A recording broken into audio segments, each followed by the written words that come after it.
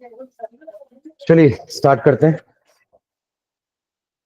तो last class में हमने सॉल्यूशन का वन शॉट रिवीजन किया था। आज देख लेते हैं इलेक्ट्रोकेमिस्ट्री का। ठीक है, चलिए हो गया, स्टार्ट करें। तो basically electrochemistry is the branch of chemistry जो डील करता है दो टाइप की एनर्जी से। एक है इलेक्ट्रिकल और दूसरी है हमारी केमिकल, है ना। Electrical energy and chemical energy का रिलेशनशिप देखेंगे कि कैसे इलेक्ट्रिकल एनर्जी को केमिकल एनर्जी में कन्वर्ट करेंगे और कैसे केमिकल एनर्जी को इलेक्ट्रिकल एनर्जी में कन्वर्ट करेंगे। कहने का मतलब ऐसे रिएक्शंस जो अपने आप नहीं हो पा रहे हैं उनमें इलेक्ट्रिसिटी दे करके उन रिएक्शंस को करवाएंगे। जो अपने आप नहीं हो पा रहे उनको अपन जनरली नॉन स्पॉन्टेनियस बोल देते हैं। ऐसे रिएक्शंस जो नॉन स्पॉन्टेनियस है इलेक्ट्रिसिटी दे करके उसको हम प्रोसीड करवाएंगे, और जो रिएक्शंस अपने आप हो पा रहे हैं उनके हेल्प से इलेक्ट्रिसिटी प्रोड्यूस करेंगे। तो that is chemical to electrical, और ये था इलेक्ट्रिकल टू केमिकल। दो टाइप के सेल पढ़े थे अपन पूरे चैप्टर में। यहां पढ़ रहे थे अपन electrolytic cell, this was electrolytic cell जो आप छोटी क्लास में पढ़ते थे, इलेक्ट्रोलिसिस प्रोसेस। और यहां हम पढ़ते थे electrochemical cell, electrochemical cell also known as galvanic cell, galvanic cell. ठीक है, पहले इस वाले पार्ट को देखते हैं कि कैसे इलेक्ट्रिकल एनर्जी को केमिकल एनर्जी में कन्वर्ट करेंगे अपन। तो इसके लिए अपन इलेक्ट्रोलिसिस प्रोसेस करते हैं। The process is known as electrolysis, जिसमें हम क्या करते हैं, एक इलेक्ट्रोलिटिक टैंक लेते हैं, है ना। एक इलेक्ट्रोलाइट होगा हमारा और दो रॉड्स होंगी, दो इलेक्ट्रोड्स होंगे, है ना। जिसको आपने positive end of the battery या सेल से कनेक्ट किया उसको अपन क्या बोलेंगे, anode, and the one which is connected to negative end of the battery is known as cathode. ठीक है, हमेशा एक बात ध्यान रखेंगे कि एनोड में हमेशा क्या होता है, ऑक्सीडेशन, एंड कैथोड में हमेशा रिडक्शन प्रोसेस। हर जगह रिडॉक्स रिएक्शन ही होने वाला है। ठीक है, तो जैसे ही आपने यहाँ पे स्विच को ऑन किया करंट विल स्टार्ट फ्लोइंग। ये इलेक्ट्रोलाइट है हमारा, ये क्या है, इलेक्ट्रोलाइट। कहने का मतलब एक तरह का लिक्विड कंडक्टर। आप इलेक्ट्रोलाइट को क्या बोल सकते हो, एक लिक्विड कंडक्टर है। जैसे हमारे सॉलिड कंडक्टर्स वायर्स होते हैं, वैसे ही लिक्विड कंडक्टर्स इलेक्ट्रोलाइट कहलाते हैं।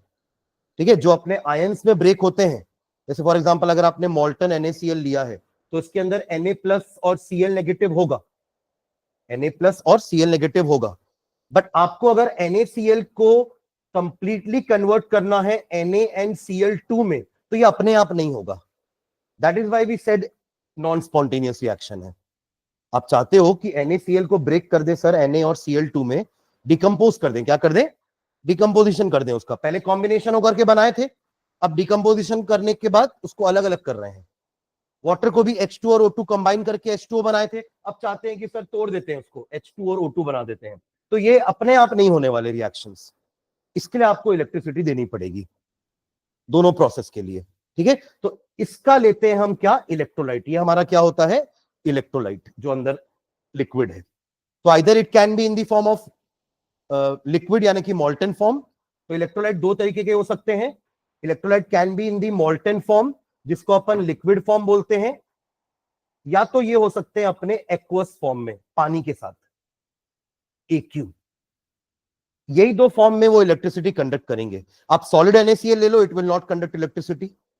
बट अगर आप उसी NaCl को मेल्ट कर दो या उस NaCl को पानी में घोल दो, then it will be able to conduct electricity. यानी कि कोई भी इलेक्ट्रोलाइट अपने मोल्टन या एक्वस स्टेट में ही इलेक्ट्रिसिटी कंडक्ट कर सकता है, क्योंकि उस वक्त ही वो अपने आयंस में ब्रेक रहता है। वरना अगर वो सॉलिड फॉर्म में तो वो NaCl ही है, मोल्टन फॉर्म में तो Na+ Cl नेगेटिव होगा। आयनाइजेशन हम पढ़े थे कि कोई भी सॉल्ट जाकर के वाटर में आयनाइज होगा, Na+ Cl नेगेटिव बनेगा। ठीक है, एम आई क्लियर? आपको इलेक्ट्रोलाइट समझ में आ गया क्या होते हैं इलेक्ट्रोलाइट्स? ठीक है, और जो ऐसा नहीं करेंगे, जैसे ग्लूकोज पानी में जाने के बाद ऐसे डिसोसिएट नहीं होते अपने आयंस में, बिकॉज वो एक तरह के कोवेलेंट कंपाउंड्स हैं।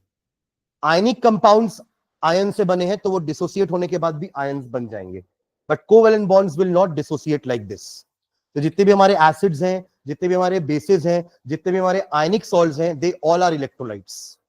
और उसमें भी स्ट्रॉन्ग इलेक्ट्रोलाइट होता है, वीक इलेक्ट्रोलाइट होता है, depending upon number of ions.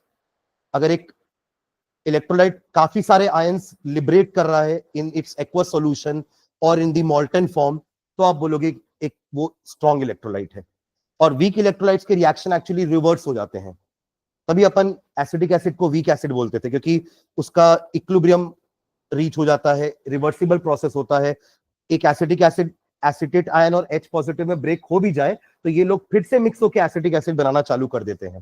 That is the reason why कि वो कंप्लीटली डिसोसिएट नहीं हो पाते हैं। तो अपन बोलते हैं कि the one which are partially dissociated या partially ionized are called weak acids या वीक बेस या in short weak electrolytes, and which are completely ionized are known as strong electrolytes.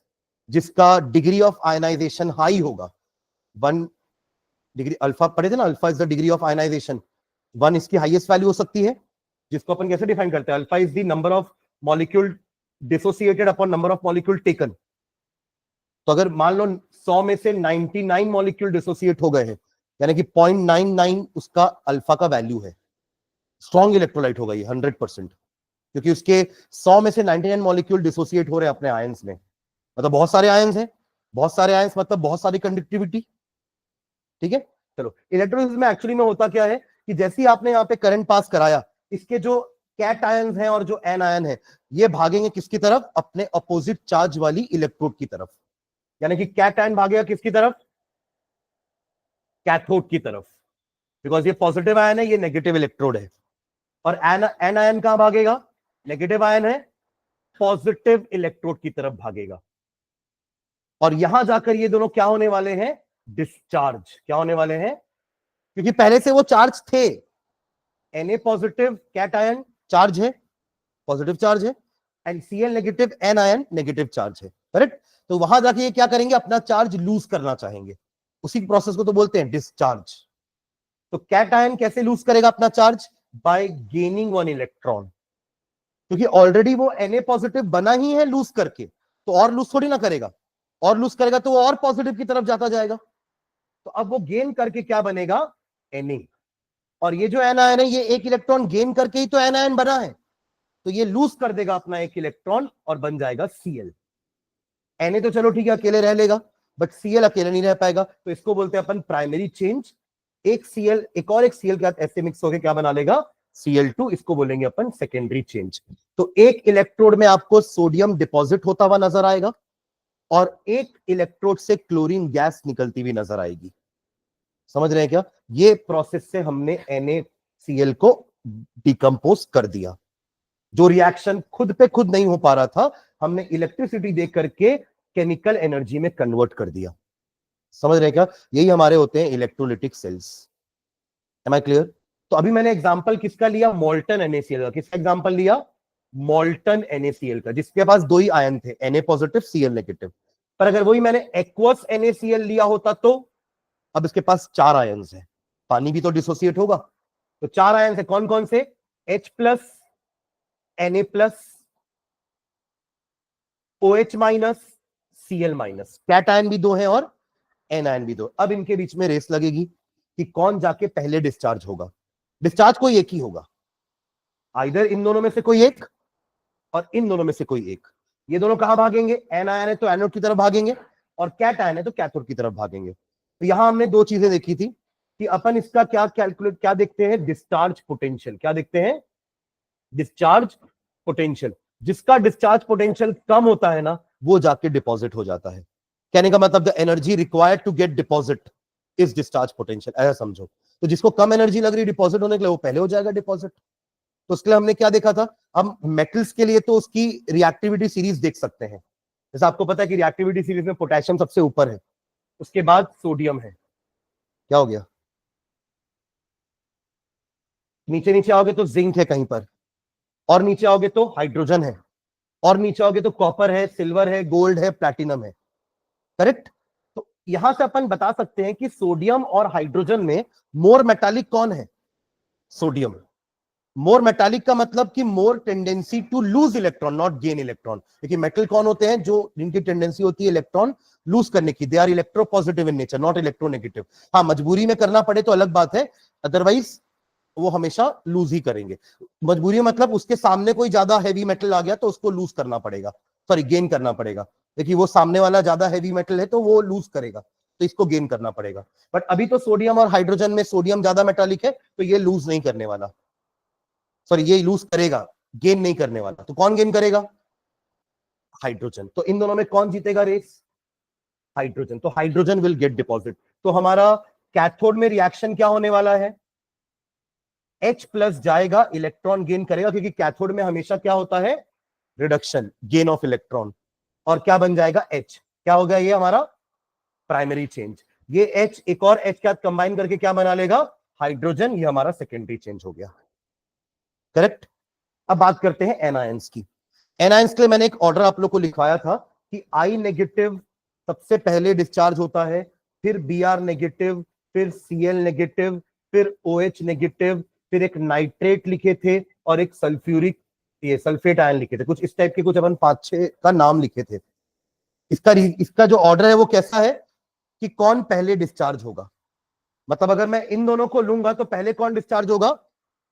Cl negative. ठीक है, तो Cl negative will get discharge first, बचेगा क्या? OH negative.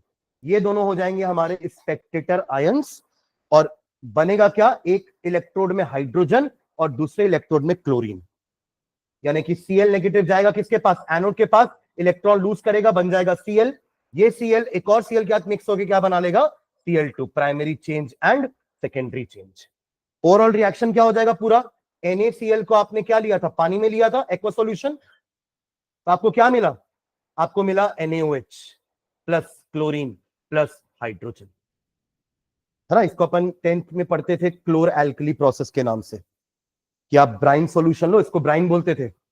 Bryan solution में electricity pass कराओगे तो आपको कॉस्टिक सोडा बनेगा, जैसे कॉस्टिक सोडा, सोडियम हाइड्रोक्साइड, और क्लोरीन और हाइड्रोजन गैस बाहर आएगी। तभी तो नाम पड़ा क्लोर एल्कली प्रोसेस। ये chlorine, chlor, NaOH alkali, chlor alkali process. Clear है ये? तो डिस्चार्ज पोटेंशियल की वैल्यू पर डिपेंड करेगा कि कौन सा एनायन या कैट आयन डिपॉजिट होगा। ठीक है, एक फैक्टर अपन और पढ़े थे, वो था इलेक्ट्रोड यूज्ड। जैसे हमने कॉपर सल्फेट लिया था, CuSO4 एक्वस, एक्वस CuSO4। बस फर्क इतना था कि एक जगह हमने प्लैटिनम की इलेक्ट्रोड ली थी, जो कि किस टाइप की इलेक्ट्रोड होती है? इनर्ट, अनरिएक्टिव, खुद कुछ नहीं करेगी रिएक्शन में, सिर्फ सरफेस प्रोवाइड करेगी। और यहां हमने ले लिया था कॉपर इलेक्ट्रोड, जो कि खुद क्या होती है? डिसॉल्व भी होती है, खुद ऑक्सीडाइज हो सकती है। तो जब रिएक्शन होगा तो हमारे पास आयन कौन कौन से हैं? कॉपर 2+ है दोनों के पास, फिर सल्फेट भी है, फिर H+ भी है, OH नेगेटिव भी है दोनों के पास। ठीक है, तो कैथोड में रिएक्शन क्या होने वाला? रिडक्शन। अगेन अब बताओ इन दोनों में कौन ऊपर होता है, नीचे होता है रिएक्टिविटी सीरीज में? कॉपर नीचे है। अभी देखो Na और H में H नीचे था तो H हुआ कि नहीं? रिड्यूस। तो अब H और Cu में Cu नीचे है तो Cu रिड्यूस होगा। तो Cu2 पॉजिटिव 2 इलेक्ट्रॉन गेन करके क्या बन जाएगा? Cu। कैथोड में जाके कॉपर डिपोजिशन चालू हो जाएगा। ठीक है, सेम चीज यहां पे भी होगी। Cu2 प्लस 2 इलेक्ट्रॉन, Cu जाके डिपॉजिट होता जाएगा। क्लियर है यहां तक? कैथोड का रिएक्शन सेम रहेगा। एनोड में यहां क्या होगा? देखो अब हमारे पास कौन सा आयंस है? Sulphate and OH negative. देखो OH नेगेटिव का प्रेफरेंस ज्यादा है इन गेटिंग डिस्चार्ज्ड। तो OH नेगेटिव कैसे डिस्चार्ज होता है? ध्यान देना, लूज करेगा ना इलेक्ट्रॉन, एनोड है, ऑक्सीडेशन करेगा, एक इलेक्ट्रॉन लूज करेगा तो क्या बन जाएगा? OH। हट गया ना वो नेगेटिव चार्ज। पर ये तो एक अनस्टेबल टाइप का कंपाउंड भी नहीं बोल सकते इसको, तो अपन एक अनस्टेबल टाइप का स्पीशीज है। ऐसे 4 OH नेगेटिव जब 4 इलेक्ट्रॉन लूज करेंगे तब 4 OH बनाएंगे, और ये 4 OH आपस में रीअरेंज करके 2 पानी और ऑक्सीजन बनाएंगे। देखो बैलेंस है क्या? 2 2 4 और 4 बैलेंस है। ठीक है, ऑक्सीजन गैस बनाएंगे। तो ये ऑक्सीजन गैस मिलेगी आपको एनोड पे, इन दिस पार्ट। यहां क्या होगा? क्योंकि कॉपर इलेक्ट्रोड है तो एनोड कॉपर का है, वो खुद इलेक्ट्रॉन लूज करके कॉपर आयन बन के बाहर आता जाएगा। वो इन दोनों को मौका ही नहीं देगा आके ऑक्सीडाइज होने का। ये है क्योंकि ये एक रिएक्टिव इलेक्ट्रोड है और वो एक अनरिएक्टिव इलेक्ट्रोड है। तो ये फर्क था दोनों में। इलेक्ट्रोड के कारण एनोड में रिएक्शंस अलग अलग हुए, कैथोड के रिएक्शन सेम है। समझ रहे हैं क्या? तो दो फैक्टर पे डिपेंड करता है कि what will be the product of our electrolysis. आप इलेक्ट्रोलिसिस करवा तो लोगे, एक कंपाउंड को ब्रेक करके इलेक्ट्रिसिटी दे तो दोगे, बट प्रोडक्ट क्या मिलेगा आपको after the end of the electrolysis? What you will get at anode, what you will get at cathode, ये क्वेश्चन आता है। समझ रहे हैं क्या? हमने एक ऐसा ही एसिडुलेटेड वाटर का भी देखा था। एसिडुलेटेड वाटर का भी हमने इलेक्ट्रोलिसिस देखा था। देखिए प्योर वाटर तो पुअर कंडक्टर है, इसके साथ में क्या डाल दिए थे? एसिड। कौन सा? वही सल्फ्यूरिक एसिड डाल देंगे। तो H प्लस OH नेगेटिव तो पहले से है पानी का, एसिड का भी H प्लस है, तो कैटायन में कोई दिक्कत नहीं है, दोनों सेम है। यहां पे आ गया हमारा सल्फेट। अगेन आपको पता है कि H प्लस का तो क्या होने वाला है? रिडक्शन हो जाएगा। ये देखिए दोनों है ना, H प्लस ही है, इनमें कोई रेस नहीं लगेगी, दोनों सेम है। तो H प्लस जाएगा कैथोड के पास, कैथोड के पास ही जाएगा ना, इलेक्ट्रॉन गेन करेगा, बन जाएगा H। ऐसे ही H एक और साथ मिलकर क्या बना लेगा? हाइड्रोजन। इन दोनों में फिर कौन जीतेगा? OH negative. तो OH नेगेटिव सेम रिएक्शन, और क्या बन जाएगा? O2। तो हमारा रिएक्शन यही तो होता है, 2H2O gives you 2H2 plus O2 on giving electricity, जो मैं आपको यहां रिएक्शन बता रहा था एक। ठीक है, तो ये हमारा इलेक्ट्रोलिटिक सेल हुआ। तो यहां से पार्ट, इस पार्ट से अगर क्वेश्चन कुछ आया ना, तो वो बस किस पे आता है? प्रोडक्ट पे, कि आपने इस पर्टिकुलर चीज का इलेक्ट्रोलिसिस करवाया तो प्रोडक्ट क्या मिलेगा। ठीक है, चलो इसी में अपन ने ये देखा था कि ये है तो कंडक्टर, है ना, भले लिक्विड फॉर्म में है पर कंडक्टर तो है। तो हर कंडक्टर का एक रेजिस्टेंस होता है, तो इनका भी रेजिस्टेंस होगा। तो resistance is denoted by capital R, और इसका यूनिट क्या था हमारा? ओम। The unit was Om.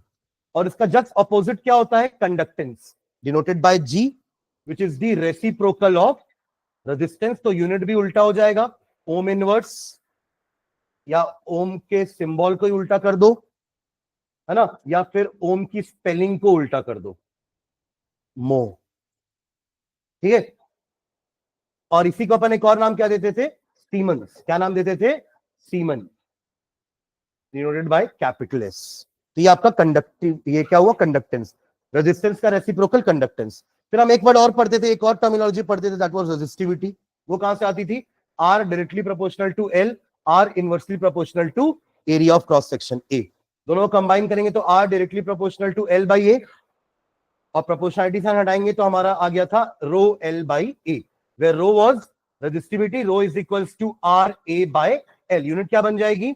Om metre square upon metre, metre metre cancel, ohm metre या फिर ओम सेंटीमीटर। ये हमारा रेजिस्टिविटी का यूनिट। अब जैसे रेजिस्टेंस का रेसिप्रोकल कंडक्टेंस था, रेजिस्टिविटी का रेसिप्रोकल क्या हो जाएगा? कंडक्टिविटी। क्या हो जाएगा? कंडक्टिविटी। तो कंडक्टिविटी फिजिक्स में सिग्मा से डिनोट करते थे, केमिस्ट्री में हम कप्पा से डिनोट करेंगे, कप्पा।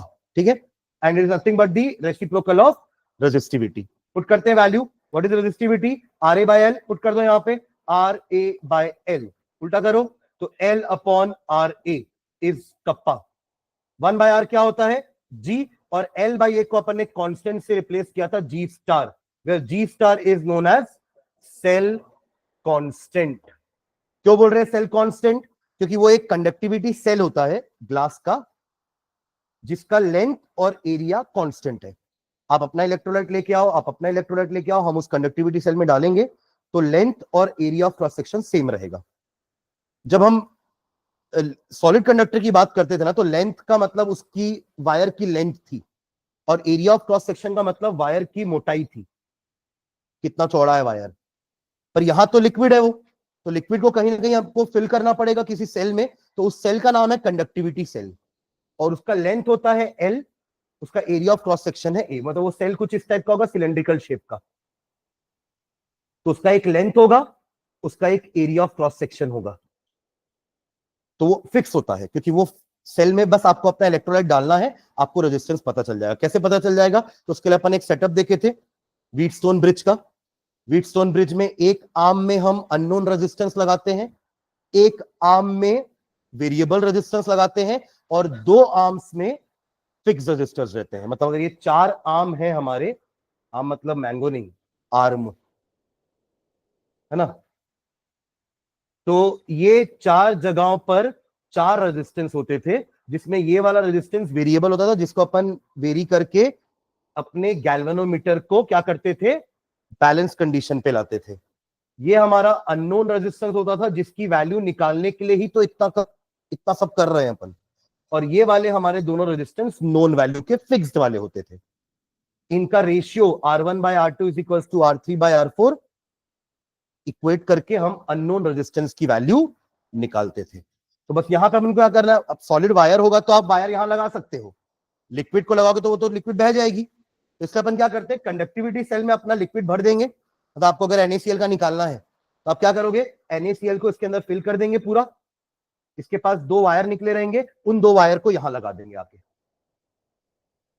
ऐसे अपन उसका रेजिस्टेंस निकाल सकते हैं। रेजिस्टेंस की वैल्यू क्या हो जाएगी, ओम में। समझ रहे हैं क्या? ठीक है, तो ये चारों चीज क्लियर हो गई।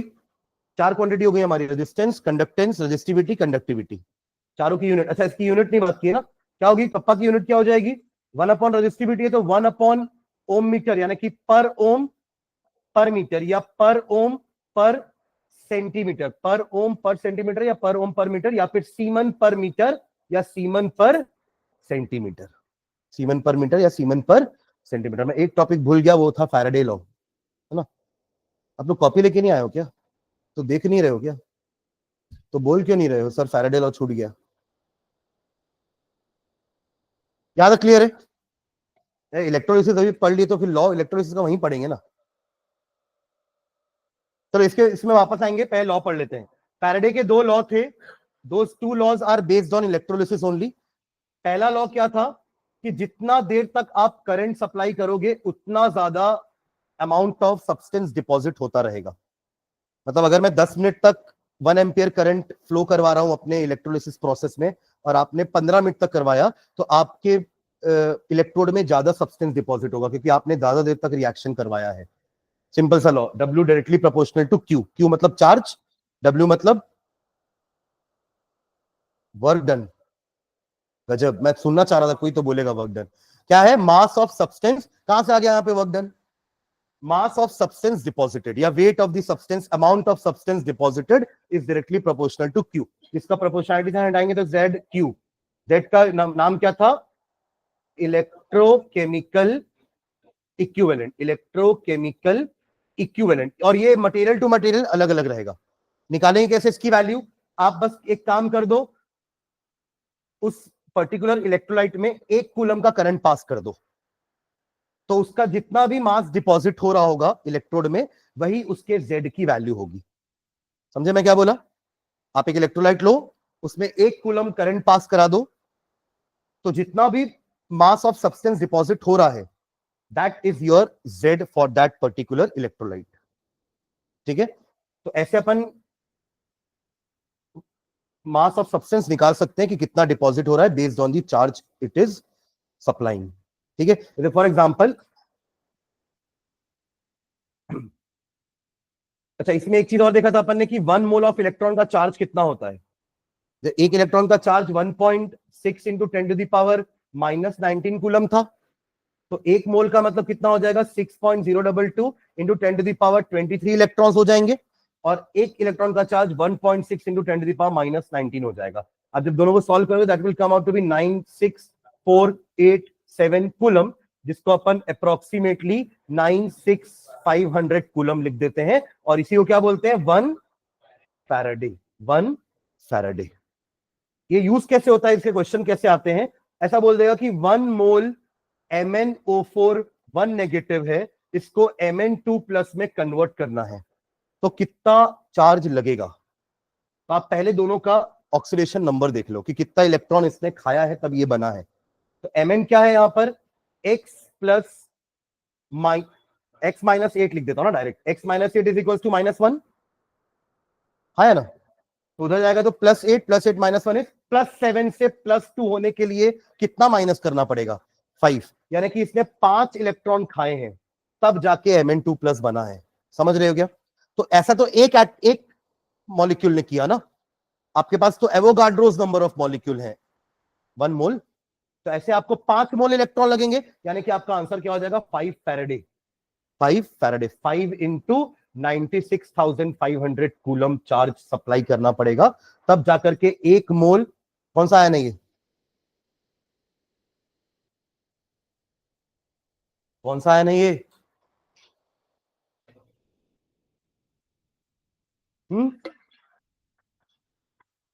पर मैग्नेट आया है ना, MnO4 1 नेगेटिव। अरे अभी तो पढ़े इसको, Cr2O7 2 नेगेटिव डाइक्रोमेट और MnO4 1 नेगेटिव।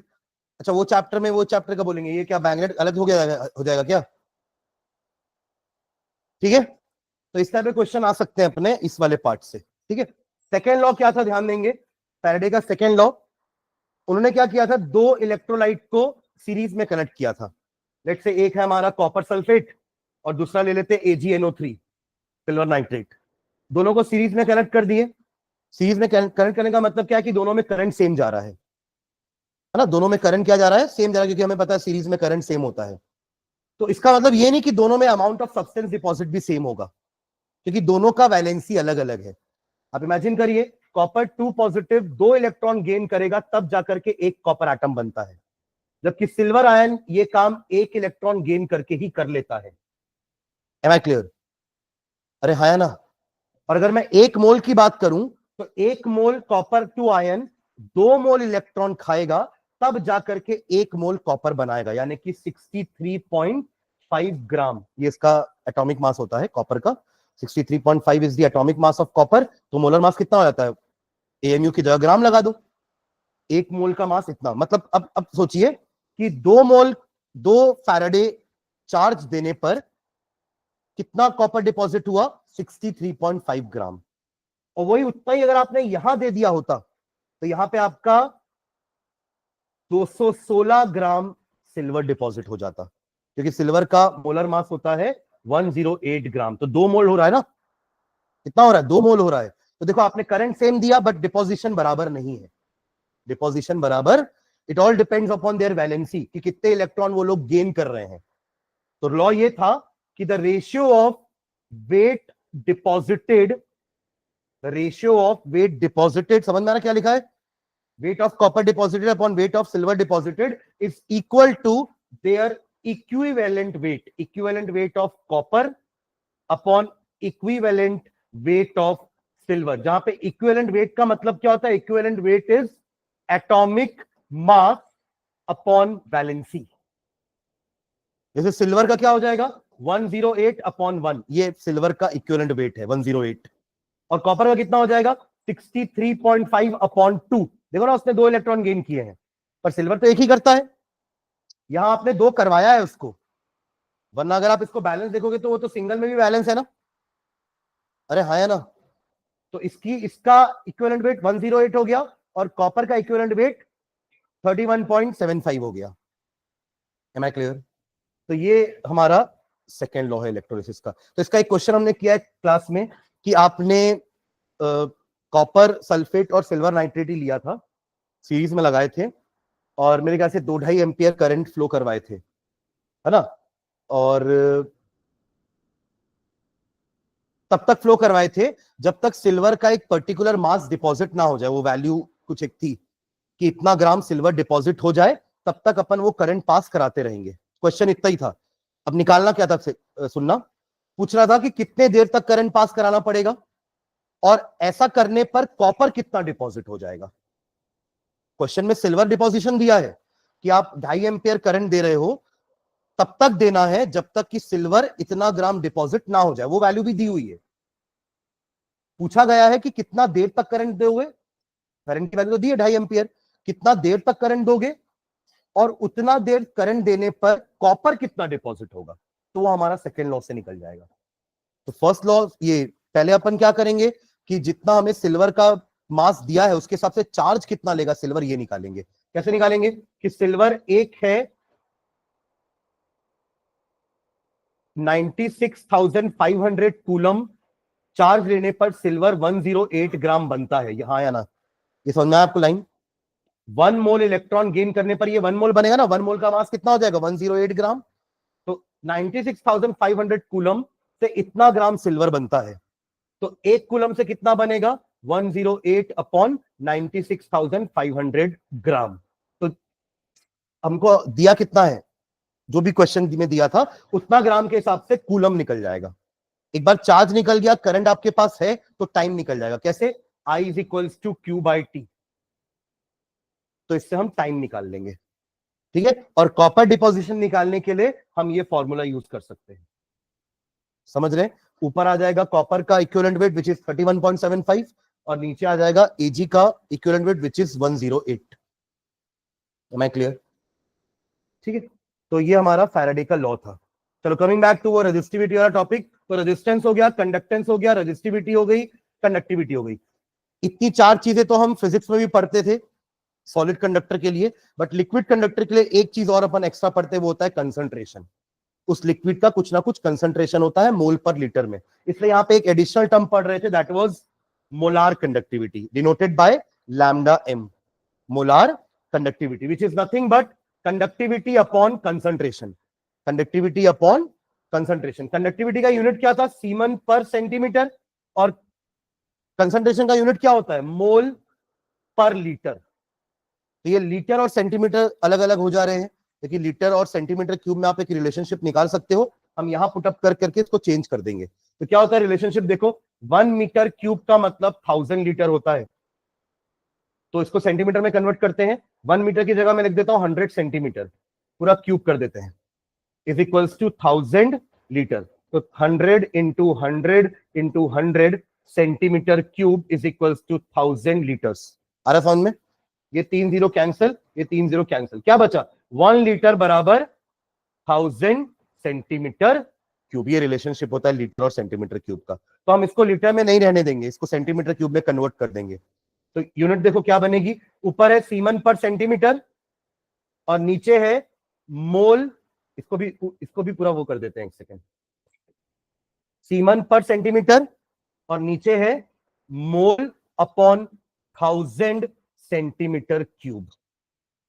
ठीक है, फाइनल यूनिट निकालते हैं, ऊपर लेके जाते हैं इसको, सीमन पर सेंटीमीटर और ऊपर क्या है 1000 सेंटीमीटर क्यूब अपॉन मोल। तो 1 सेंटीमीटर कैंसिल हुआ, अभी भी 2 सेंटीमीटर बचा हुआ है। तो हमारा यूनिट क्या हो गया? सीमन सेंटीमीटर स्क्वायर पर मोल। पर ये कब निकलेगा? जब आप अपने फॉर्मूले में कप्पा में 1000 मल्टीप्लाई करोगे, तब हमारा यूनिट क्या होगा? सेंटीमीटर वाला। और वही 1000 डिवाइड कर दोगे तो वो हो जाएगा मीटर स्क्वायर वाला यूनिट। समझ में आ रहा है क्या? जनरली सेंटीमीटर में ही लेते हैं क्योंकि हमारा सेल कांस्टेंट भी सेंटीमीटर में ही आता है, क्योंकि अब सेल छोटा रहेगा ना हमारा, मीटर मतलब बहुत बड़ा हो गया, तो हमारी चीजें लगभग इसके क्वेश्चन सेंटीमीटर वाले में ही आए हैं। ठीक है, तो ये हमारा मोलार कंडक्टिविटी हो गया। एक और टॉपिक पढ़े थे कि मोलार कंडक्टिविटी का वेरिएबिलिटी विद कंसंट्रेशन कैसे वेरी करता है। किसी भी इलेक्ट्रोलाइट का मोलार कंडक्टिविटी कंसंट्रेशन के साथ कैसे वेरी करता है। तो अपन ने ये देखा था कि डाइल्यूशन करेंगे अगर अपन, तो मोलार कंडक्टिविटी बढ़ती है। If you dilute your electrolyte, molar conductivity increases. उसका रीजन है, और वो इंक्रीज भी किसमें ज्यादा होता है? वीक वाले में, क्योंकि वीक वाले में कंप्लीट आयनाइजेशन पहले से नहीं हुआ है, तभी तो वो वीक है। स्ट्रॉन्ग इलेक्ट्रोलाइट तो पहले से ही कंप्लीटली आयनाइज है, अब नंबर ऑफ आयंस ज्यादा बढ़ने नहीं है उसके, पर वीक इलेक्ट्रोलाइट के पास अभी भी स्कोप है। अगर पानी हमने डाला तो और वीक इलेक्ट्रोलाइट डिसोसिएट हो सकते हैं, यानी कि उसके और आयंस बन सकते हैं। मैंने ऐसा एग्जांपल दिया था ना कि टॉपर के पास और ज्यादा मार्जिन नहीं है, भाई 95% ले आया और कितना लेके आएगा? ज्यादा 96 करेगा, और जो 60% वाला उसके पास सोचो कितना मार्जिन है, 90 तक जाने का मार्जिन है। तो यही वीक इलेक्ट्रोलाइट का हाल है कि वीक इलेक्ट्रोलाइट के पास अभी भी कुछ इलेक्ट्रोलाइट मॉलिक्यूल ऐसे हैं जो डिसोसिएट नहीं हुए हैं, पर पानी डालने पर इनका डिसोसिएशन हो जाता है, तो उनकी कंडक्टिविटी बढ़ जाती है। पर स्ट्रॉन्ग के पास ऐसा ऑप्शन नहीं है, बढ़ता है बट उतने रेट से नहीं बढ़ेगा जितना वीक इलेक्ट्रोलाइट का इंक्रीमेंट हो जाता है। तो इसका अपन ने एक ग्राफ देखा था, अगर आपको याद हो तो। वीक इलेक्ट्रोलाइट का ग्राफ थोड़ा सा अलग था, स्ट्रॉन्ग का अलग था। स्ट्रॉन्ग इलेक्ट्रोलाइट के लिए हमने क्या बनाया था? एक स्ट्रेट लाइन जो ज्यादा स्लोपी नहीं थी, क्योंकि इंक्रीमेंट हो रहा है बट उतना नहीं हो रहा है। क्या क्या था वाई एक्सिस और एक्स एक्सिस में? वाई एक्सिस में क्या था हमारा? मोलार कंडक्टिविटी, और एक्स एक्सिस में क्या था? कंसंट्रेशन, अंडर रूट कंसंट्रेशन था ना, ऐसा कुछ। तो ये हमारा एक स्ट्रॉन्ग इलेक्ट्रोलाइट लेट से HCl होगा, तो HCl की मोलार कंडक्टिविटी देखो, डाइल्यूशन का मतलब क्या है, कंसंट्रेशन कम करना। किसी में पानी डाल रहे हो तो उसका कंसंट्रेशन कम होगा। अगर आपने एक गिलास पानी लिया, उसमें शक्कर डाले हुए हो, बहुत ज्यादा मीठा है, उसको डाइल्यूट करने के लिए और पानी डालोगे तो अब उसकी मिठास कम होती जाएगी, यानी कि शक्कर की कंसंट्रेशन कम हो रही है। आप शक्कर नहीं निकाल रहे हो, आप पानी बढ़ा रहे हो। तो विद डाइल्यूशन कंसंट्रेशन क्या होती है, कम होती है। इसलिए अपन पीछे लेके आ रहे हैं ग्राफ को। तो विद डाइल्यूशन कंसंट्रेशन कम होती है बट मोलार कंडक्टिविटी बढ़ रही है। तो ये किसका ग्राफ था, स्ट्रॉन्ग का। और वीक का किस टाइप का बन रहा था, ये स्ट्रेट लाइन बन रही है, और वीक का क्या बन रहा था, एक कर्व बन रहा था। This was for a weak electrolyte, क्योंकि इसके पास स्कोप है प्रोग्रेस करने का। ठीक है, तो ये ग्राफ हमने बनाया था between molar conductivity and concentration. हमने ये देखा था कि इसका मुझे अगर हाईएस्ट वैल्यू निकालना है, हम ये तो बोल रहे कि डाइल्यूशन करते चलो मोलार कंडक्टिविटी बढ़ती जाएगी, डाइल्यूशन करते चलो मोलार कंडक्टिविटी बढ़ती जाएगी। एक स्टेज ऐसा आएगा जब डाइल्यूशन इनफाइनाइट हो चुका है, यानी कि कंसंट्रेशन जीरो हो चुकी है, बट ये ऑन पेपर ही होगी, क्योंकि प्रैक्टिकली तो उसके अंदर सॉल्यूट है। मैंने आपको एक एक्स्ट्रा एग्जांपल बताया कि एक ड्रम है, उसके अंदर भले आपने 1 चम्मच शक्कर डाली है, तो मीठा तो नहीं लगने वाला कोई भी एंगल से, पर है तो ना शक्कर, ये तो नहीं बोल सकते शक्कर नहीं है। मतलब कंसंट्रेशन जीरो हो चुकी है थियोरेटिकली, बट प्रैक्टिकली उसमें कंसंट्रेशन कुछ ना कुछ है। तो अपन प्रैक्टिकली जीरो नहीं कर सकते, पर ग्राफ में तो कर सकते हैं। ग्राफ में तो हम कुछ भी कर सकते हैं। तो इस स्ट्रेट लाइन को अगर आप पीछे एक्स्ट्रापोलेट करोगे तो ये यहां पर आकर के इंटरसेक्ट हो रही है। यहां पे इंटरसेक्ट हो रही है, इसका मतलब क्या है, कंसंट्रेशन जीरो। कोई भी पॉइंट अगर वाई एक्सिस में होता है, इसका मतलब क्या है, उसका एक्स कोऑर्डिनेट जीरो है। एक्स कोऑर्डिनेट जीरो मतलब उसका कंसंट्रेशन, और यही उसकी हाईएस्ट लिमिट वाली वैल्यू है, जिसको अपन क्या नाम देते थे, lambda M nought, limiting molar conductivity, या फिर molar conductivity at infinite dilution, या molar conductivity at zero concentration. समझ रहे हैं क्या? ये तो हमने एक्सेल का कर लिया क्योंकि वो स्ट्रेट लाइन बना रहा था, बट COOH वाला कंपाउंड क्योंकि वीक इलेक्ट्रोलाइट है, वो एक कर्व बना रहा है। तो कर्व कहां जाकर के टच करेगा वाई एक्सिस को, हमें नहीं पता, दैट इज नॉट सर्टन। तो we can not calculate limiting molar conductivity of a weak electrolyte graphically. Graphically हम स्ट्रॉन्ग इलेक्ट्रोलाइट का लिमिटिंग मोलार कंडक्टिविटी निकाल सकते हैं by extrapolating the line, straight line, but इसके साथ हम वो काम नहीं कर पा रहे हैं। तो पिक्चर में कौन आया था, कॉलरॉस लॉ, है ना। कॉलरॉस लॉ से भी क्वेश्चन आते हैं। कॉलरॉस लॉ ने ये बोला कि किसी भी इलेक्ट्रोलाइट की जो मोलार कंडक्टिविटी है वो उसके आयंस पे डिपेंड करती है। जैसे अगर HCl की मोलार कंडक्टिविटी है कुछ, तो वो किसके कारण है, H प्लस, और यही लोग तो अंदर घूम घूम के कंडक्टिविटी कर रहे हैं, तो इनको ही तो जाएगा पूरा का पूरा श्रेय, क्रेडिट, कि पूरी कंडक्टिविटी इनके कारण ही है। तो इनको नाम दिया गया आयनिक कंडक्टिविटी। क्या नाम दिया गया, और इसको तो अपन मोलार कंडक्टिविटी बोल ही रहे हैं पूरे इलेक्ट्रोलाइट के लिए। तो उन्होंने ये बोला कि अगर कोई AXBY नाम का इलेक्ट्रोलाइट है तो उसकी molar conductivity will be equal to the sum of the ionic conductivities. और आयनिक कंडक्टिविटी के लिए स्मॉल लैम्डा यूज किया गया। स्मॉल लैम्डा किसके लिए, आयनिक कंडक्टिविटी के लिए। तो ए हमारा क्या है, AY प्लस, और ऐसे कितने हैं, X प्लस। दूसरी कंडक्टिविटी किसकी है, BX नेगेटिव की, और ऐसे कितने हैं, Y। तो ये हमारा कॉलरॉस लॉ था। सिंपल भाषा में अगर मुझे MgCl2 का कॉलरॉस लॉ लिखना है तो हम क्या करेंगे, Mg2 पॉजिटिव की आयनिक conductivity plus 2 times of Cl negative की आयनिक कंडक्टिविटी। यूनिट सेम है ना, सीमन सेंटीमीटर स्क्वायर पर मोल, सीमन सेंटीमीटर स्क्वायर पर मोल। ठीक है, तो देखो यहाँ पे Mg एक ही था तो यहाँ पे हमने 1 रखा, और यहाँ पे Cl 2 है ना, तो यहाँ पे 2 आ गया, जो मैंने यहाँ पे X और Y लिख के बताया आप लोग को। Am I clear? ठीक है, तो ऐसे अपन, ये हमारा कॉलरॉस लॉ है, इसको यूज करके अपन ये काम कर सकते हैं जो अपन ग्राफिकली नहीं कर पा रहे थे। तो इसके लिए अपन ने क्या देखा था कि अगर मुझे एसिडिक एसिड का लिमिटिंग मोलार कंडक्टिविटी निकालनी है तो हम क्या कर रहे थे, हमारे पास तीन, पहले अपन ने एक स्ट्रॉन्ग इलेक्ट्रोलाइट लिए, उनका ग्राफिकली निकाल लिया। कौन कौन से थे वो स्ट्रॉन्ग इलेक्ट्रोलाइट, हमने NaCl लिया which was Na plus and Cl negative, हमने CH3COO Na भी लिया, ये भी स्ट्रॉन्ग इलेक्ट्रोलाइट है, लेकिन Na आ गया ना उसमें, स्ट्रॉन्ग बेस है, तो यह हो गया आपका NaCH3COO negative plus Na positive, और तीसरा क्या लिया था हमने, HCl, वो भी स्ट्रॉन्ग इलेक्ट्रोलाइट है। कोलरॉस लिख रहा हूं मैं सबके लिए, H plus and Cl negative. देखो सब एक एक ही है ना, तभी सबके सामने 1 1 लगा हुआ, कुछ नहीं, मतलब क्या है 1 1 है, ठीक है। और इसके लिए कोलरॉस लॉ कैसे लिखोगे, lambda CH3COO negative plus lambda of H positive. तो अपन इन तीनों की वैल्यू तो हम ग्राफिकली निकाल सकते हैं, क्योंकि तीनों की क्या बनने वाली है, स्ट्रेट लाइन, एक्सट्रापोलेट करो तीनों की वैल्यू आ जाएगी, करेक्ट। हमको इन्हीं तीनों इक्वेशन को क्या किए थे, मैनिपुलेट किए थे, जिससे हम ये लेकर आए थे। क्या चाहिए मुझे, इन दोनों का समेशन चाहिए ना, तो हमने क्या किया था, इस इक्वेशन और इस इक्वेशन को ऐड कर दिया था। ये इक्वेशन नंबर 1 हो गया, ये इक्वेशन नंबर 2 हो गया, ये इक्वेशन नंबर 3, ये वैल्यूज क्वेश्चन में दी रहेगी, तीनों की मोलार कंडक्टिविटी, ये तीनों की मोलार कंडक्टिविटी क्वेश्चन में दी रहेगी, हमको निकालने बोलेगा इसकी, तो अपन तीनों के लिए कोलरॉस लॉ लिखेंगे, इनकी वैल्यूज आपको पता रहेंगी, और इनके इक्वेशन से ये लाने की कोशिश करेंगे। और ये कैसे लाया जा सकता है, इन दोनों को एडिशन में चाहिए ना, तो देख लो कि ये वाला कहां पर है, यहां है, और ये कहां पर है, यहां है, तो इन दोनों को ऐड कर दो। तो हमने इक्वेशन 2 और इक्वेशन 3 को क्या किया था, ऐड किया था। और क्या नहीं चाहिए मुझे इन दोनों में, Na नहीं चाहिए, Cl नहीं चाहिए, तो इस वाले को माइनस कर दो, तो लेफ्ट हैंड साइड में मुझे यही इक्वेशन मिलेगा। और सेम काम आप उनकी वैल्यूज के साथ कर दो, तो आपको उसकी वैल्यू मिल जाएगी, किसकी, लिमिटिंग मोलार कंडक्टिविटी की वैल्यू मिल जाएगी एसिटिक एसिड की, CH3COOH की। सेम क्वेश्चन हमने किया था क्लास में, ठीक है। इसके अलावा 2 एप्लीकेशन और देखे थे, ये तो एक एप्लीकेशन है कि with the help of कोलरॉस law हम एक वीक इलेक्ट्रोलाइट का भी लिमिटिंग मोलार कंडक्टिविटी निकाल सकते हैं, जो ग्राफिकली नहीं कर पा रहे थे। इसके अलावा 2 एप्लीकेशन और थे, एक अल्फा निकालने का था और एक के निकालने का था, केसी।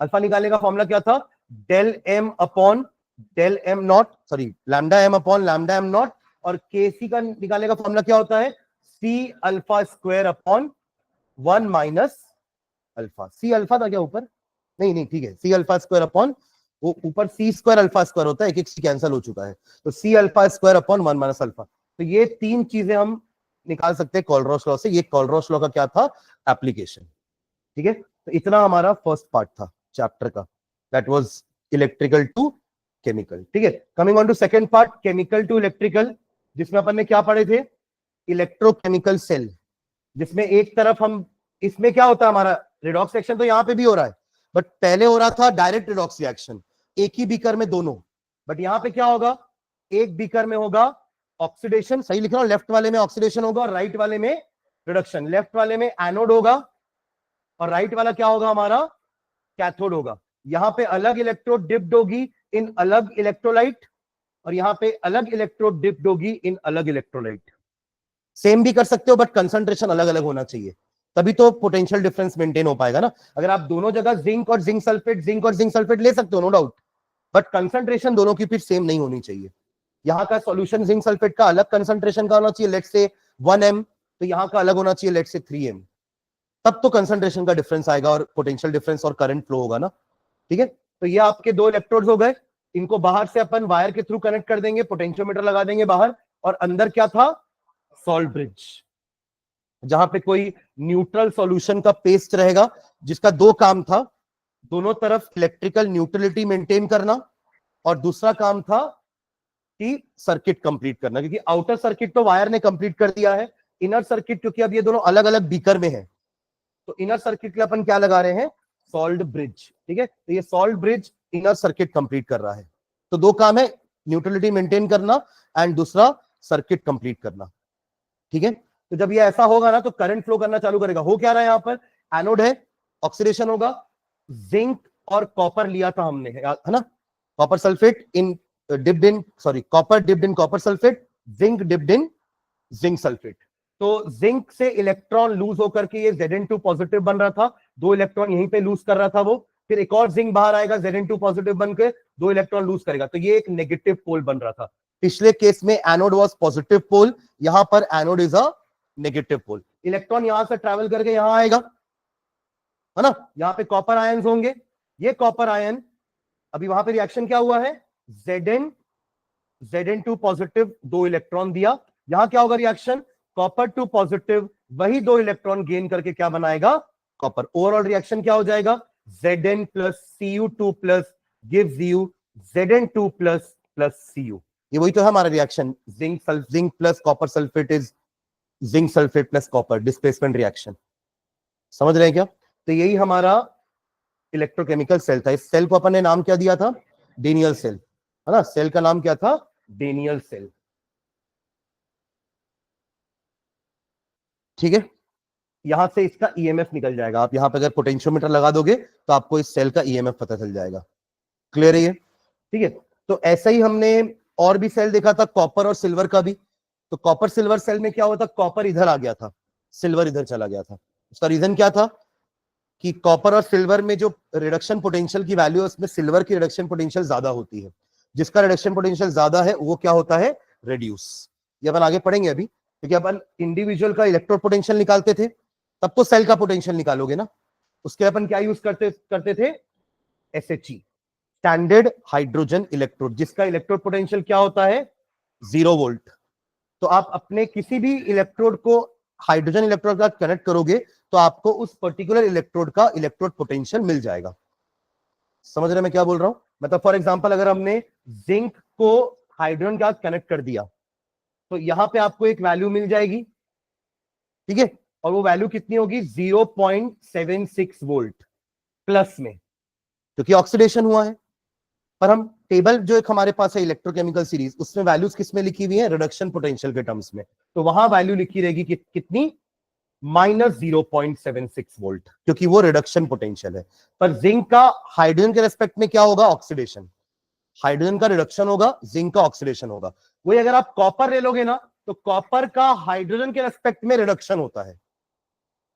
समझ रहे? तो यहां जो पोटेंशियल आएगी वो जो वैल्यू होगी, दैट वाज कितनी वैल्यू थी, 0.34 वोल्ट। ये पॉजिटिव आई है, ये कॉपर का क्या है, रिडक्शन पोटेंशियल। तो ये एज इट इज लिखी हुई है, बट यहां हमने उल्टा किया, देखा आपने, नेगेटिव किया, प्लस को माइनस किया, बट यहां प्लस को प्लस ही रहने दिया। क्यों? क्योंकि ये रिडक्शन पोटेंशियल ही है, पर ये क्या थी, ऑक्सीडेशन पोटेंशियल।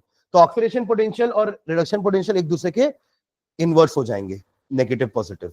ठीक है, तो हमारी टेबल एक ही जैसी होनी चाहिए थी, इसलिए रिडक्शन वाले को बेसिस बनाया गया और पूरी टेबल रिडक्शन पोटेंशियल के टर्म्स में लिखी हुई है, जिसमें जिसकी रिडक्शन पोटेंशियल ज्यादा, दैट विल गेट रिड्यूस्ड। इसलिए जिंक और कॉपर में जिंक की रिडक्शन पोटेंशियल कम थी, कॉपर की रिडक्शन पोटेंशियल ज्यादा थी। दैट इज व्हाई कॉपर का रिडक्शन हुआ और जिंक का ऑक्सीडेशन हुआ।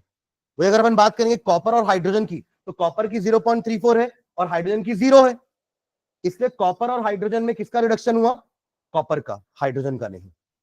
सिल्वर और कॉपर में सिल्वर की वैल्यू 0.80 ज्यादा है, तो कॉपर और सिल्वर में Ag will be the cathode, sorry anode, नहीं कैथोड ही तो होगा, मैं उधर क्यों लिख दिया, और copper will be the anode.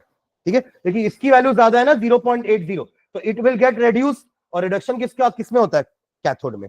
और इसकी वैल्यू है 0.34 जो कि कम है, तो जिसकी रिडक्शन पोटेंशियल ज्यादा होती है उसका क्या होता है, रिडक्शन, और सामने वाले का ऑक्सीडेशन। ऐसे अपन निकाल लेते थे क्या, ई नॉट सेल। क्या निकालते थे, E not cell. Individual electrode potential को माइनस करेंगे, E naught cathode minus E naught anode, आपको मिल जाएगा ई नॉट सेल। पर ये सब स्टैंडर्ड कंडीशन है। स्टैंडर्ड कंडीशन मतलब 1 molar concentration and 273 kelvin temperature. इस टेम्परेचर पे इस कंडीशन को लोगे तो वैल्यू स्टेबल वाली काम की है। पर अगर हर बार कंडीशन सेम नहीं होगी तो हम वो वैल्यूज यूज नहीं कर सकते ईएमएफ निकालने के लिए। तब हमने एक नया चीज पढ़ा था, दैट वाज नर्स्ट इक्वेशन। क्या पढ़े थे, नर्स्ट इक्वेशन, जो किससे डील कर रहा था, reduction potential, sorry electrode potential या ईएमएफ ऑफ द सेल का variability with concentration and temperature. ठीक है, हमने देखा था कि जिंक 2 प्लस अगर 2 इलेक्ट्रॉन गेन करके जिंक बनता है तो इसका आप वो लिख सकते हो क्या, ई सेल। ई सेल नहीं, इलेक्ट्रोड पोटेंशियल है ना, E is equals to E not minus, क्या लिया था हमने, RT अपॉन NF, यही था value, RT upon NF log of,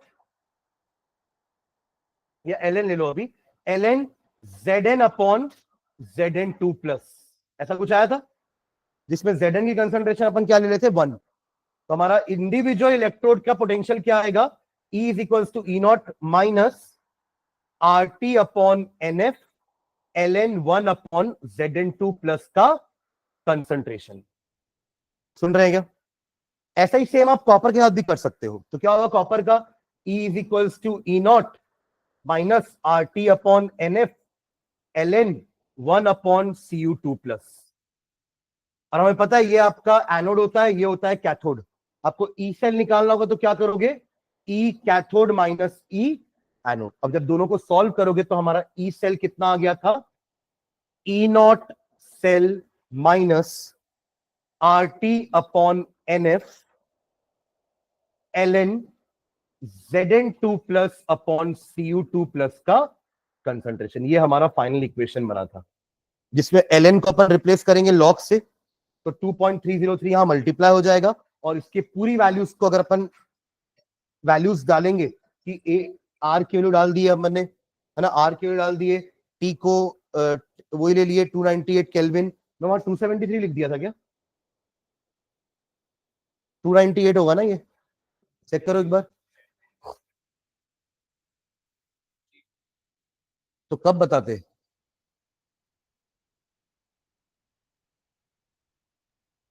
हाँ, अगर टेम्परेचर 298 को अपन फिक्स कर दे, आर का वैल्यू फिक्स कर दे, एफ का वैल्यू तो फिक्स होता ही है, एन का वैल्यू चेंज हो सकता है। तो अपन एक फॉर्मूला और निकाला था, that was E cell is equals to E not cell minus 0.0591 upon N log of Zn2 positive upon Cu2 positive. ये हमारा नर्स्ट इक्वेशन था, किसके लिए, डेनियल सेल के लिए, डेनियल सेल। अच्छा जल्दी जल्दी में एक चीज भूल लगा लिखना कि सेल को रिप्रेजेंट कैसे करते हैं, एनोड फिर कैथोड बीच में सॉल्ट ब्रिज। अगर मुझे डेनियल सेल को रिप्रेजेंट करना होगा तो Zn चेंज हो रहा है लेफ्ट साइड में, Zn2 पॉजिटिव में, उसका कंसंट्रेशन अपन यहां लिखेंगे, फॉलोड बाय सॉल्ट ब्रिज। और उधर क्या हो रहा है, कॉपर 2 पॉजिटिव चेंज हो रहा है कॉपर में, इसका आयन का कंसंट्रेशन दोनों के ब्रैकेट में लिखा जाएगा।